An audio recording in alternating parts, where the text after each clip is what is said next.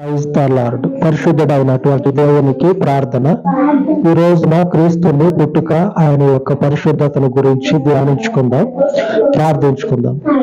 పరిశుద్ధుడ, మహోన్నతుడ, మహిమ కలిగినటువంటి మీ నామం నాకు తండ్రి ప్రార్థన చేయించు ఉండగా మీ పాదముల చెంత చేరి అనేకులగినటువంటి మా యొక్క విన్నపములతో పాటుగా అనేకులగినటువంటి మీ ప్రజల విజ్ఞాపనలతో పాటుగా చేయించున్నటువంటి మనవులను జ్ఞాపకం చేసుకొని దీవించుమని మీ పాదముల వద్ద ప్రార్థన చేయించు ఉండగా మీ కృప చొప్పున తండ్రి సహాయంను దయచేయమని, అపారమయ్యున్నటువంటి కృప చేత మీ కనికరంను తండ్రి మీ మందిరం మీద సమృద్ధిగా కుమ్మరింపచేసి విలువైనటువంటి ఆత్మల కొరకు నువ్వు భూమి మీదకి దిగి వచ్చినందుకు నీకు స్తోత్రములను చెల్లించి మీ సజీవమయ్యున్న నామమును ప్రకటన చేయించు ఉండగా మీ కృప చేత పరిచర్యను దీవించమని, ఆశీర్వదించమని, అనేకులను మీ సన్నిధికి నడిపించమని, ఘనమైన మీ నామమునకు ఈ పవిత్రమయ్యున్నటువంటి భూలోకంలోని ఈ శ్రేష్టమయ్యున్నటువంటి క్రీస్తు యొక్క జనన దినమును తండ్రి జ్ఞాపకం చేసుకొనమని మీ కృపకు ఈ మనవులను ప్రతిష్ఠించి